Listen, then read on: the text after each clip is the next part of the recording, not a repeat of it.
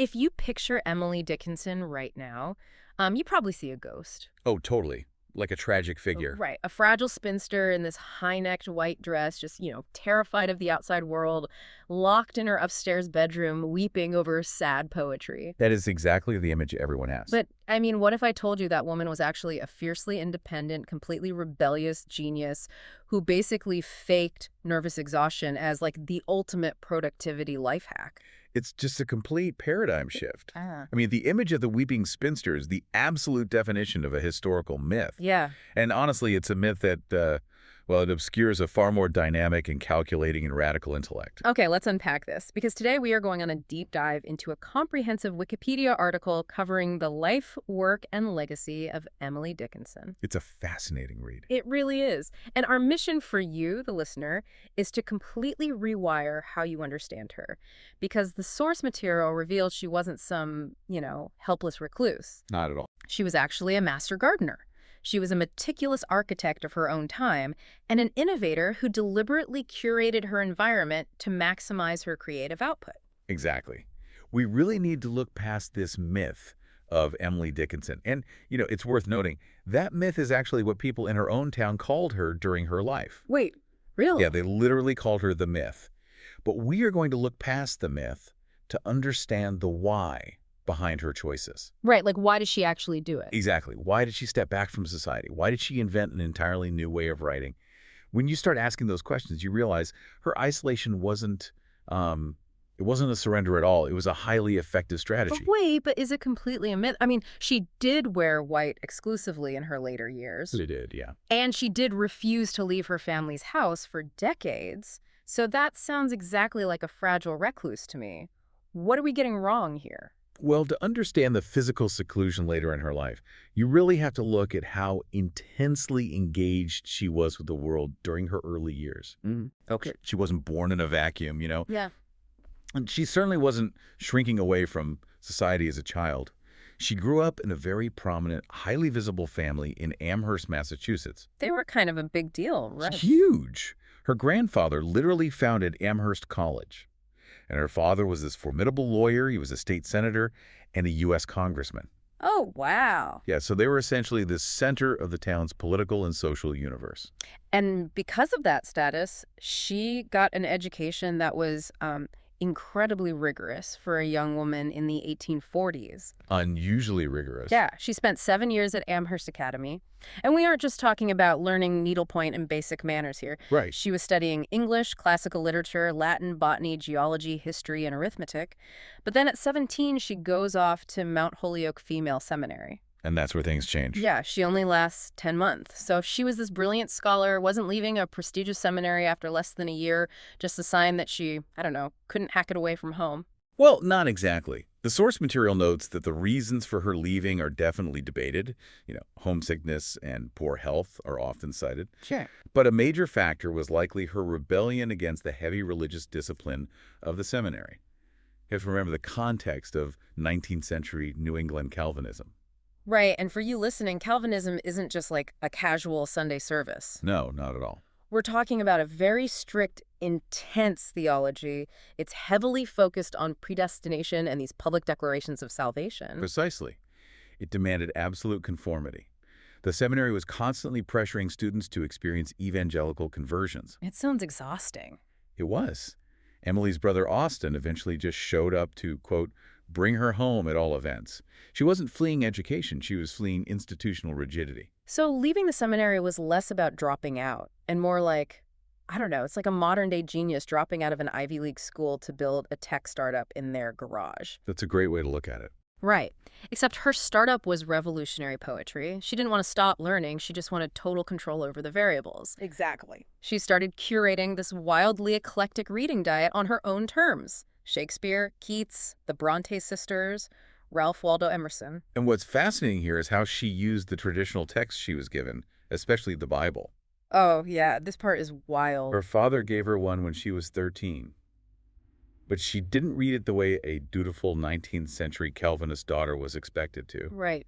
For her, it wasn't a strict religious text dictating morality. She used it as a rhetoric manual. A rhetoric manual. So she's just stripping it for parts, like taking the cool vocabulary and leaving the theology behind. Essentially, yes.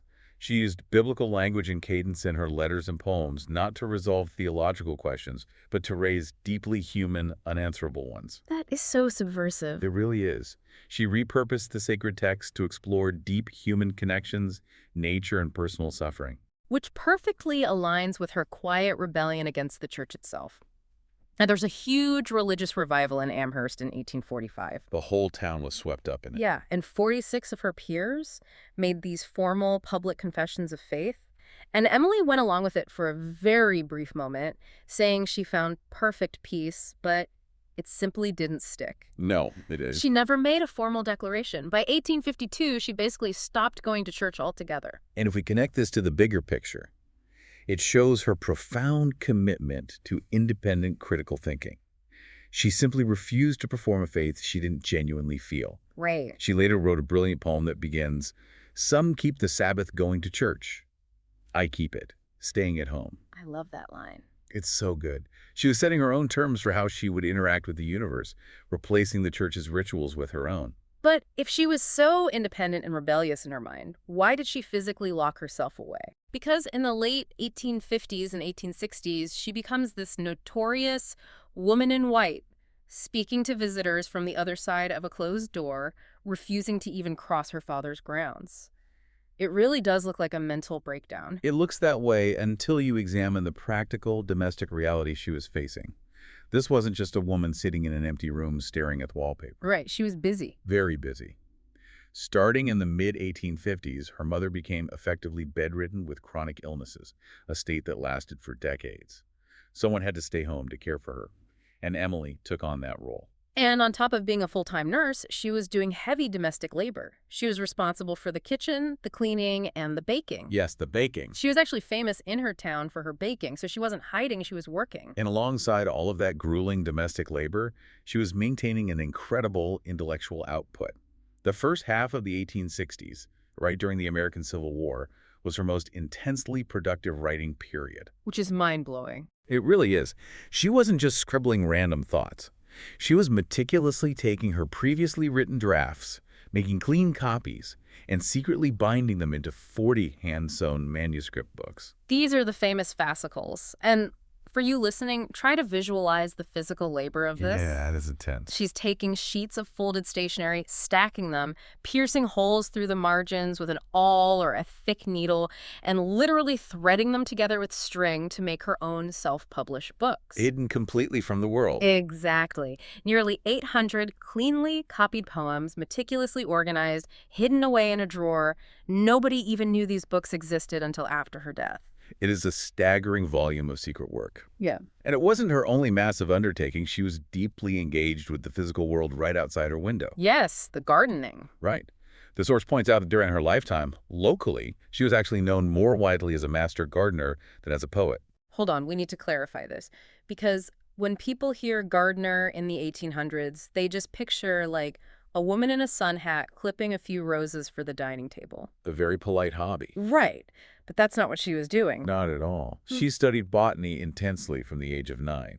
She didn't just pick flowers. She assembled a 66-page, leather-bound herbarium containing 424 pressed plant specimens. That's practically a scientific text. It is, and she meticulously classified them using the Linnaean system, which is a rigorous scientific method of taxonomy. She's identifying the genus and species of hundreds of plants. She's operating as a dedicated botanist. Exactly. Her family remembered her gardens as carpets of lily of the valley, a butterfly utopia. She cultivated scented exotic flowers in a glass conservatory her father built for her. So she brought the world to her. Precisely. She wasn't cut off from life. She was deeply, intensely observing and categorizing the life she allowed into her specific space. Here's where it gets really interesting for me, because you look at that level of output, the scientific taxonomy, the baking, the caretaking, and the creation of hundreds of brilliant poems. Yeah. And you have to ask, was her withdrawal really a medical condition, like the nervous prostration she was diagnosed with? Or was this the ultimate life hack for deep work? That is a phenomenal question, and it's one that feminist critics like Adrienne Rich have explored deeply. Oh, right. The source mentioned her. Yes. Rich theorized that Dickinson's seclusion was actually a profound, deliberate power move. Think about 19th century society. Women of her social standing were expected to be endlessly available. Just constantly hosting. Exactly. They were required to make social calls, host parlor visits, and engage in trivial entertaining. It was a full-time job of just being available to other people. Right. And Dickinson simply opted out. By controlling her environment, by staying behind a closed door, she practiced what Rich calls the necessary economics of time. Necessary economics. I Yeah. love that. It's brilliant. It was the only way she could protect her genius, her focus, and her energy from the draining demands placed on women of her era. So her room wasn't a prison, it was a fortress. But, I mean, if she's spending all her time organizing flowers, baking bread, and secretly sewing together books of poetry, she must have been incredibly isolated emotionally, right? I mean, who is she actually talking to? Well, this is the great irony of her physical seclusion. The ultimate loner actually had an incredibly messy, intense, sprawling, and dramatic interpersonal network. She just conducted it entirely on paper. Exactly. Two-thirds of her surviving documents are notes and letters. Thousands of them. She maintained rich, vibrant correspondences with prominent editors, ministers, and childhood friends. But the most intense relationship, by far, was with her sister-in-law, Susan Gilbert. She sent Susan over 300 letters. More than anyone else. Yeah, more than she sent to anyone else. And the language in these letters is intense. At one point in 1852, she writes to Susan, "My darling, so near I seem to you that I disdain this pen and wait for a warmer language." I mean, that does not sound like a casual letter to your brother's wife. It is undeniably passionate. Now, many modern scholars look at the surviving letters and the specific poems dedicated to Susan and interpret the relationship as a romantic, homoerotic one. Right. Other readers historically viewed it as an intensely devoted 19th century romantic friendship, which was, a recognized cultural dynamic at the time. Got it.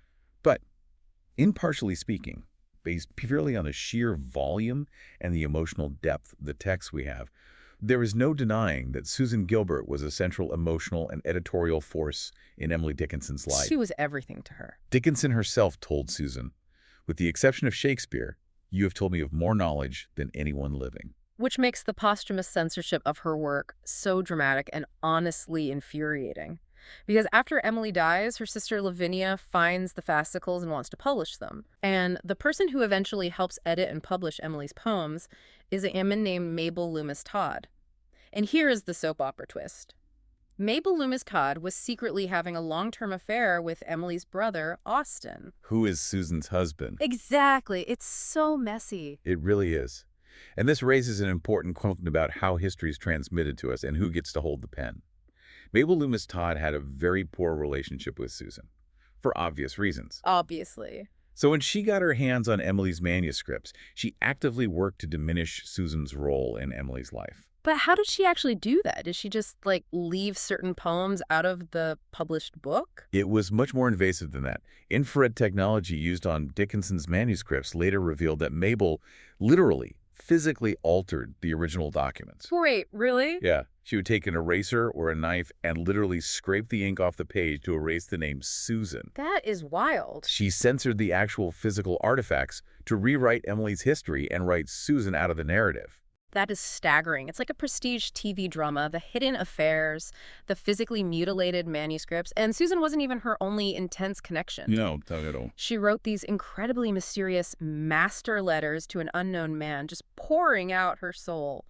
And late in life, she actually had a documented romance with an elderly Supreme Court judge named Otis Phillips Lord. Yes, the Judge Lord letters. They wrote to each other religiously every Sunday, trading Shakespeare quotes like love notes.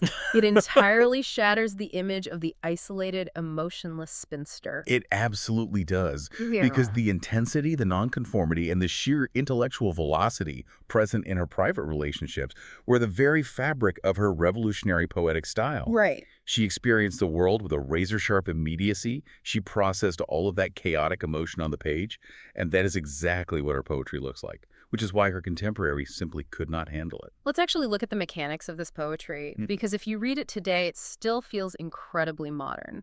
Her style was radically unconventional for the 1860s. Totally unprecedented. She capitalized nouns seemingly at random to give them extra weight, and she heavily relied on something called slant rhyme. Can you explain exactly how that works? Yeah, let's compare it to traditional rhyme, where the vowel and consonant sounds match perfectly. Think room and broom. Okay. It's satisfying, it resolves neatly. A slant rhyme, which Dickinson mastered, is where the words almost rhyme, but not quite. Instead of rhyming room with broom, she might rhyme room with storm, or she might rhyme soul with all. It sounds slightly off, like hitting a slightly flat key on a piano. Exactly, and she did it deliberately. It leaves the reader feeling unresolved, slightly off balance, which is exactly the psychological state she wanted to put you in when she was writing about heavy existential themes like death, anxiety, or the undiscovered continent of the human mind. And she wrapped all of that anxiety in a very familiar package. She frequently used the ballad stanza or common meter. Yes, the hymn meter. Right, and for you listening, this is the rhythmic structure used in church hymns. It means you can actually sing many of her poems to the tune of familiar folk songs or hymns, like try singing her famous poem, Because I Could Not Stop for Death, to the tune of Amazing Grace. It works perfectly. It really does. And it creates this fascinating, unsettling friction. You have this comforting, traditional, almost sing-song rhythm of a Sunday church hymn, but the lyrics are these elliptical, razor-sharp meditations on death by crucifixion, freezing, premature burial, or starvation. Just really dark stuff. Very dark. Critic Edmund Folsom noted that she used winter as a season that forces reality, that strips all hope of transcendence. It was incredibly heavy, avant-garde material smuggled inside a familiar acoustic package. But when she actually did dip her toe into the publishing world, the men in charge totally missed the point of what she was doing. They really didn't get it. Only 10 of her nearly 1,800 poems were published during her lifetime, and the ones that were published were heavily fixed by editors, and I'm putting fixed in massive air quotes here. Yeah, their idea of fixing was essentially sanding down all her rough, brilliant edges to make her fit the polite, conventional parlor poetry of the 1860s. There is a perfect example of this in the source material. It's about a poem she wrote describing a snake called A Narrow Fellow in the Grass. Oh, the punctuation edit. Yes. Dickinson's original version uses a dash in the middle of a line to create the sudden, breathless pacing.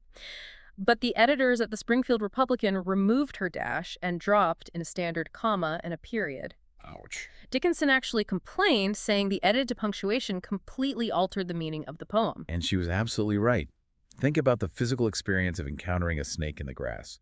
It's sudden, the snake instantly notices you, and you instantly freeze. Right. The original dash forces the reader to suddenly pause, capturing that breathless immediacy of the encounter.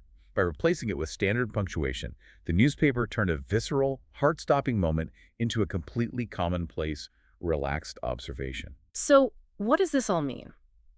To me, it's like a 19th century record label taking a gritty, avant-garde punk demo tape and aggressively auto-tuning it so it sounds like a generic pop song. That is a highly accurate analogy. They fundamentally stripped the soul and the rhythm out of the work to make it acceptable for the masses. And the tragedy is, she knew her work was different, and she knew they didn't understand it. In 1862, she wrote to a literary critic named Thomas Wentworth Higginson. Oh, right. She sent him 4 poems and a letter asking, "Are you too deeply occupied to say if my verse is alive?" Wow. She knew it was a living, breathing thing. Higginson praised her talent, but even he told her she should delay publishing until she had learned to write in longer, more traditional forms. He completely failed to grasp what she was doing. It wasn't until 1955, think about that. Nearly a century later, in 1955, a scholar named Thomas H. Johnson finally compiled a complete collection of her poetry that restored her work closer to her original intention. Finally. Untitled, strewn with dashes, irregularly capitalized, utilizing all those unsettling slant rhymes. And that's when the critical world finally caught up to her. Late 20th century scholars began to understand that her syntax wasn't the result of ignorance or a lack of formal training. Right, it was intentional. It was an aesthetic choice. The dashes weren't grammatical mistakes. They were simulated representations of the speed of human thought. The interruptions, the sudden stops, the fragmented nature of an idea forming in the brain. She was so far ahead of her time. She was inventing modernism, breaking traditional forms to reflect the fragmented reality of the modern mind, decades before the modernist movement even existed. It is just breathtaking when you step back and look at it. And it brings us back to you, the listener, because taking this deep dive into Emily Dickinson's life feels incredibly urgently relevant right now. It really does. We live in a world defined by constant notifications, by the pressure to be constantly available, constantly networking, answering emails and texts. It's endless. And here is this genius from the 1800s giving us a masterclass in aggressively curating your own space. She recognized that her time, her focus, and her mental energy were her most valuable assets. Absolute. So she set absolute, uncompromising boundaries to protect them. She focused only on what truly mattered to her, her botanical garden, her intensely selected close relationships, and her revolutionary work. It is a profound lesson in the necessary economics of time. And it leaves us with an incredibly compelling hypothetical to mull over as we finish. Oh, yeah. Dickinson once wrote in a letter to Egginson, "If fame belonged to me, I could not escape her. But think about the editors who butchered her snake poem. Think about the rigid expectations of 19th century society. Right. If Emily Dickinson had somehow pushed through, been published exactly as she intended, and achieved massive fame during her lifetime, would the public's expectations, their demands for her time, and their criticisms have destroyed her unique voice?" You mean if she had become a celebrity, would she have stopped taking risks? Exactly. Perhaps her anonymity, her locked door, and her absolute physical seclusion weren't a tragedy at all. Yeah. Perhaps they were the ultimate necessary shield, a chrysalis that allowed her genius to survive, pure, strange, and uncompromised, for us to finally discover and understand a century later. The white dress wasn't a shroud of surrender. It was a suit of armor. Thank you all for joining us on this deep dive into the real Emily Dickinson. Keep curating your space, keep protecting your time, and we'll catch you on the next one.